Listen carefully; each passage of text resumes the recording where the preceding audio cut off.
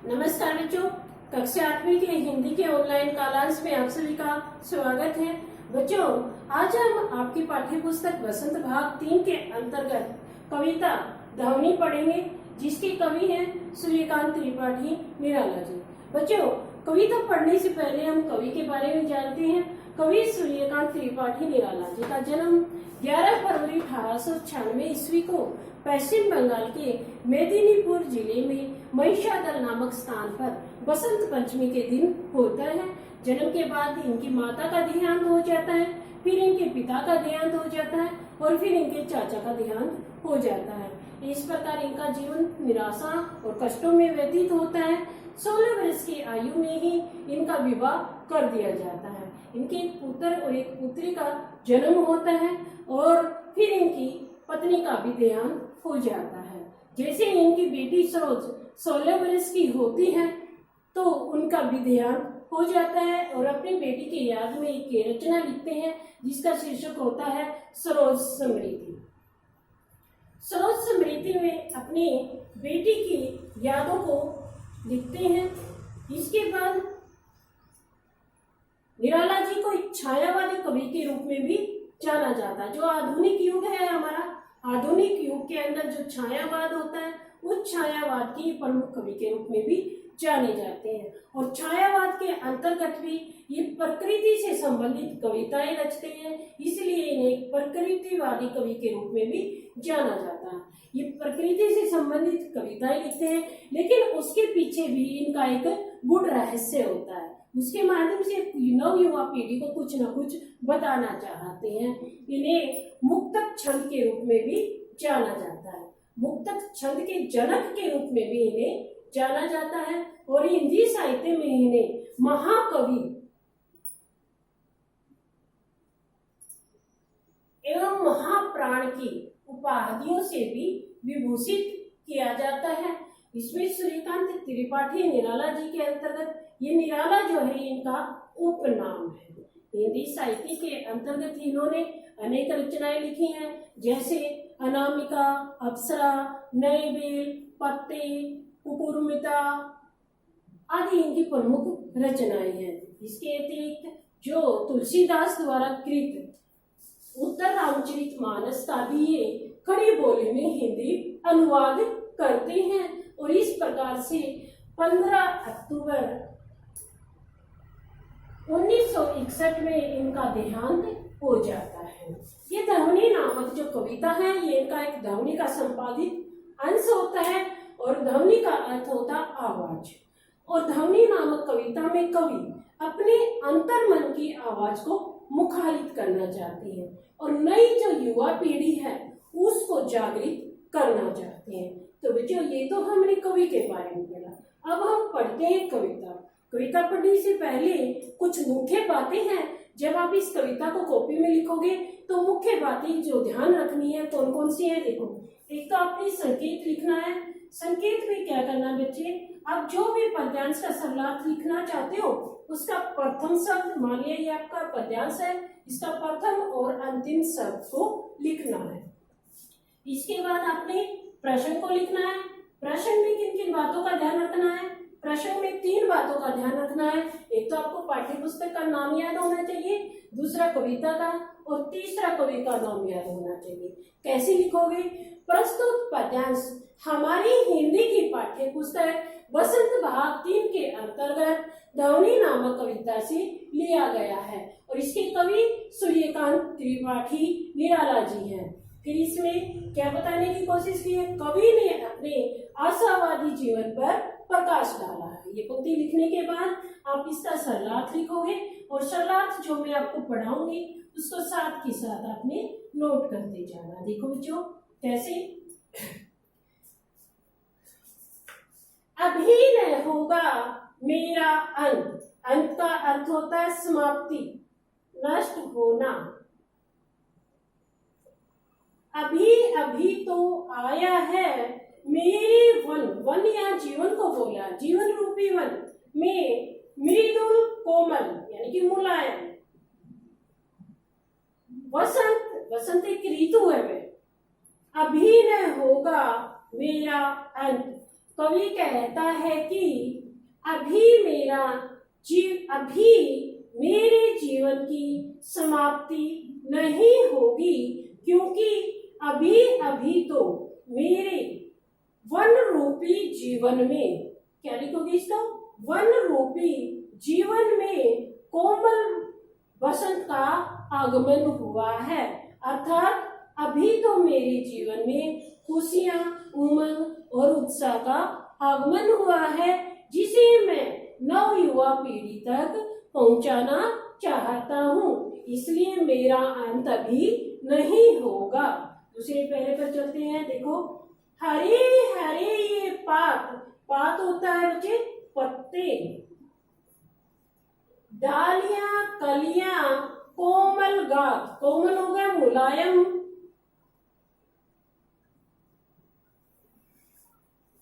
गात होता है बच्चे शरीर, यहाँ शरीर किसका, पेड़, वृक्षों के बारे में कहा गया है। ठीक है, जिस प्रकार बसंत ऋतु के आने पर पेड़ों पर हरे हरे पत्ते आ जाते हैं और वृक्षों की पर कोमल डालियां और कलियां खिल उठती हैं, उसी प्रकार अभी अभी तो मेरे जीवन में खुशियां, उमंग, उत्साह एवं जोश का आगमन हुआ है। मैं ही अपना सौपन होता है बच्चों सपना, मृदुल होता है कोमल, ऊपर बोला है कोमल, और कर होता है हाथ,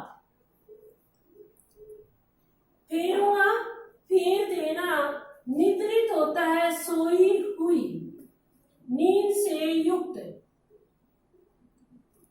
कलियां कोमल कोमल जो कलियां होती है ना उनको बोला गया है, और यहाँ कलियों को नवयुवा पीढ़ी के रूप में कहा गया है। जगह का मतलब होता है जगा देना, जागृत कर देना। प्रत्युष है प्रातःकाल यानी कि सवेरा, और क्या कहेंगे इसको हम, प्रातःकाल। मनोहर होता है सुंदर यानी कि मन को हरने वाला,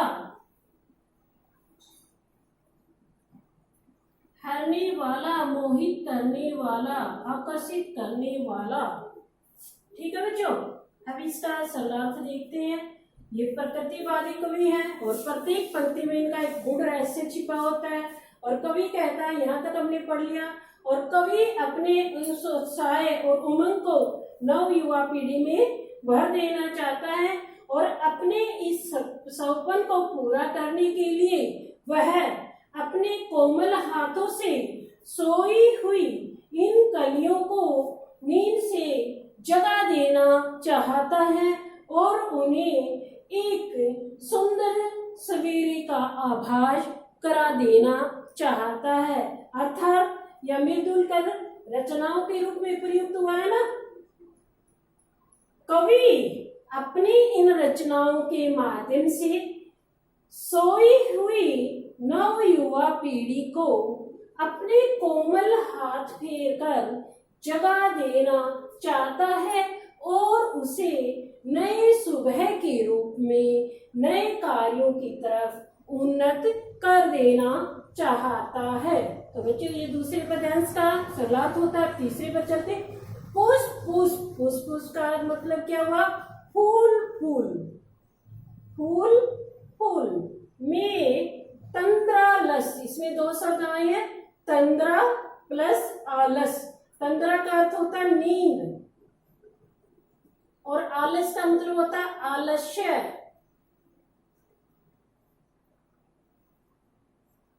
लालसा होती है चाहत, खींच लूंगा, नष्ट कर दूंगा। अपने नवजीवन, नया जीवन, उसके जीवन में दुख के बाद अभी खुशियां आई है ना, उत्साह है, उसे बोला उसने नया जीवन। अमृत सहर्ष का मतलब है खुशी खुशी, सींच दूंगा, भर दूंगा। कवि कहता है कि मैं नव युवा पीढ़ी रूपी पुष्प से नींद और आलस्य को की चाहत को दूर हटा दूंगा। अर्थात जो युवा पीढ़ी जो पुष्प है, उनकी आंखों में जो नींद और आलस्य है की चाहत है, उसको मैं दूर कर दूंगा। अर्थात उनके अंदर जो निराशा है, उदासीनता है, उसको मैं नष्ट कर दूंगा और अपने नव जीवन रूपी अमृत से उनके अंदर खुशियां, उत्साह और जोश को भर दूंगा। अर्थात वह नव युवक पीढ़ी को नए सदकर्मों की ओर अग्रसर करना चाहता है। द्वार दिखा दूंगा फिर उनको, है मेरी भी जहां अनंत। अनंत होता है जिसका कभी भी अंत ना हो, और द्वार का मतलब होता है उसका वह दरवाजा यानी कि रास्ता।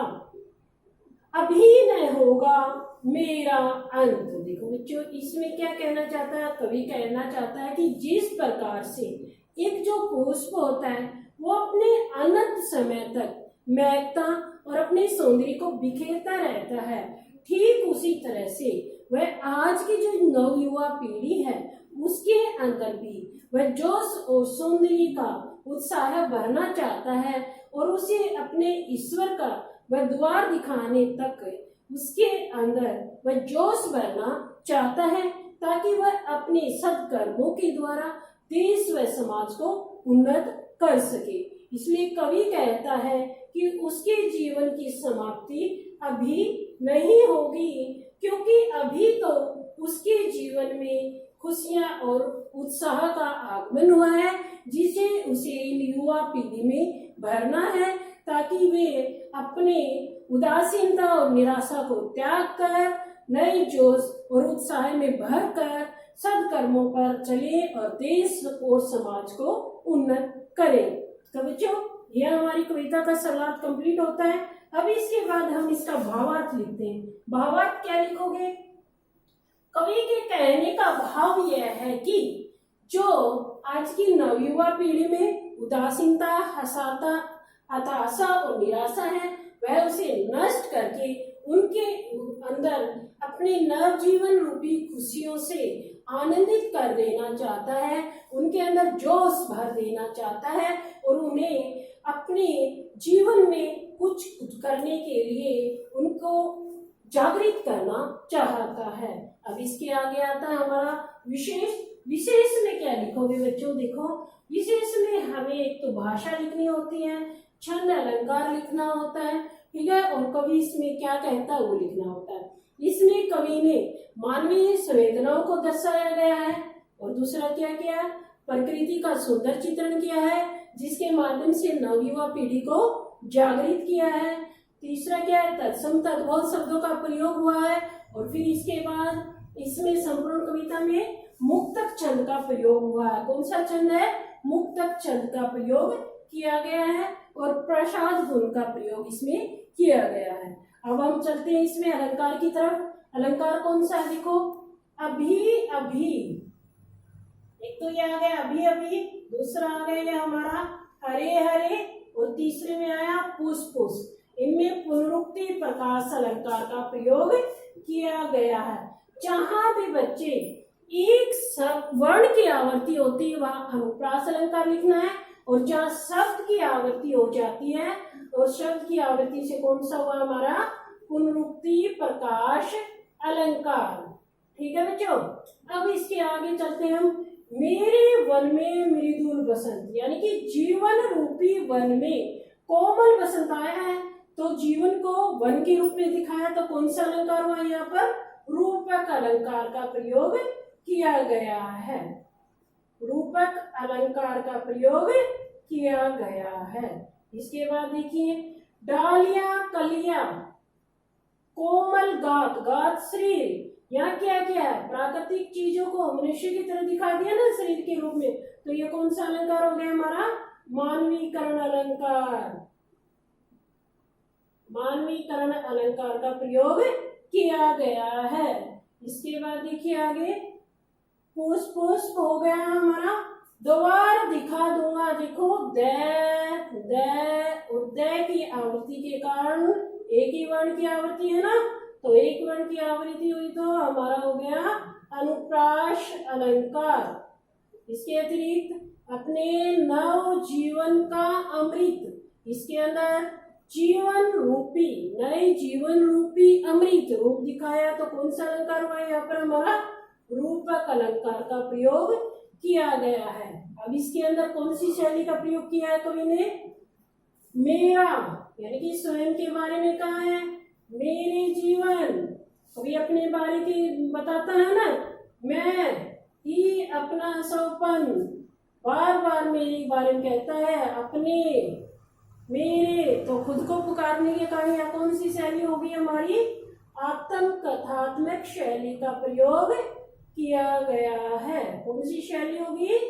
आत्म कथात्मक शैली का प्रयोग किया गया है। तो बच्चों, यह हमारी कविता आज समाप्त होती है।